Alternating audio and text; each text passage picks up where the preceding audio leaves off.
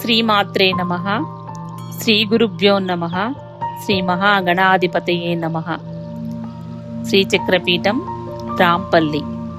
శ్రీ శ్యామల నవరాత్రులలో చివరి రోజు అయిన 9వ రోజు 9 రోజులు అర్చించిన రూపాల యొక్క సమిష్టి రూపముగా శ్రీ రాజశ్యామలాదేవిగా ఉపాసన చేయబడుతుంది. శ్రీ రాజశ్యామలాదేవి శ్రీ జగన్మాత, శ్రీ రాజరాజేశ్వరి, లలితా మహాత్రిపుర సుందరి పరాభట్టారిక యొక్క మంత్రిని దేవతగా, శ్రీపురమునకు మహామంత్రిగా,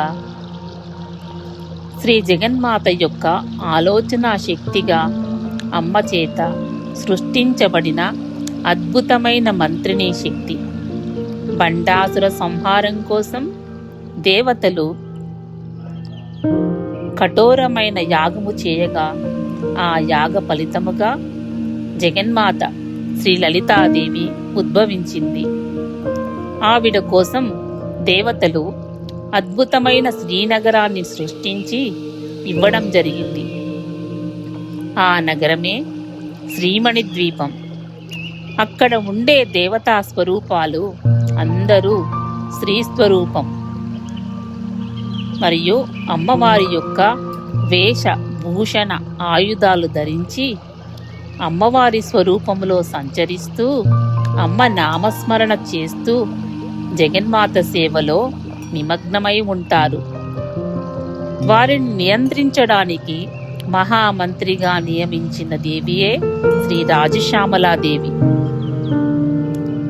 రాజశ్యామల ఉపాసన వల్ల సాధకుడు ఉన్నత విద్య, ఉన్నత ఉద్యోగము, అనుకూల దాంపత్యము, అధికారము, రాజ్యాధికారము, సంగీత, సాహిత్య, విద్య, కవిత్వము, వాక్పటుత్వము, మంత్రిత్వ శక్తి పొందగలుగుతారు.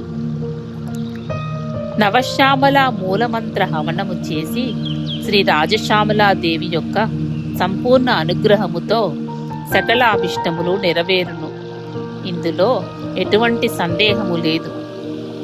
ఉపాసించే శక్తి అవకాశం లేనివారు శ్రీ రాజశ్యామల నవరాత్రులలో దేవిని గురించి విన్నా, చదివినా, కార్యక్రమంలో ఏ రూపంలోనైనా సేవలు అందించినా అమ్మ శ్రీ శ్యామల అనుగ్రహము పరిపూర్ణంగా లభిస్తుంది.